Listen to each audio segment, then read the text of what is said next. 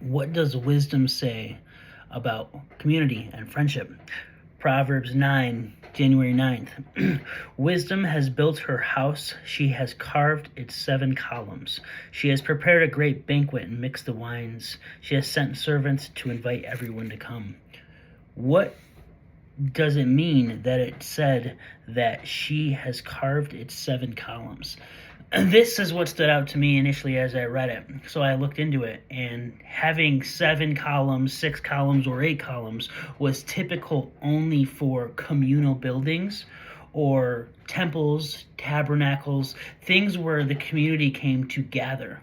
So wisdom built her house, carved its 7 columns, and I know that it doesn't exactly say this, but given the historical reality of what these types of structures were, wisdom was building a home to gather people, to bring people in.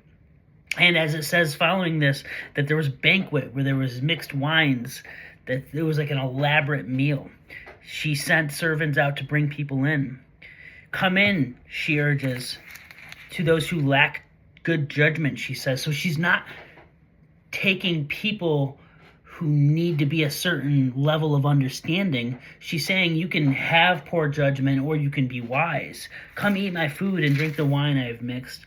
Leave your simple ways behind and begin to learn to use good judgment. So I'm going to stop there because there's a lot in here. But the thing that stands out for me in this passage is how wisdom wasn't just focused on itself. Wisdom was focused on the community. It was focused on opening doors. And yes, later in this verse, it talks about turning away from mockers. So wisdom is willing to participate with people who are maybe foolish and invite them in and try to teach them. But there is a line, boundaries, that we need to not reject people, but create safety for what we need in our mission.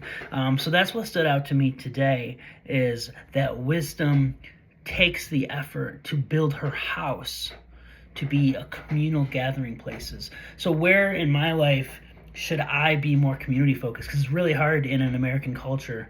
I've got kids in football, I've got kids in track, I've got hobbies, and I've got side projects, and I've got multiple jobs. How do I start to build a house, per se, that facilitates life for my community so that I can begin to bring people in, mentor? Because that ultimately is what discipleship is showing people Jesus, not just telling people Jesus.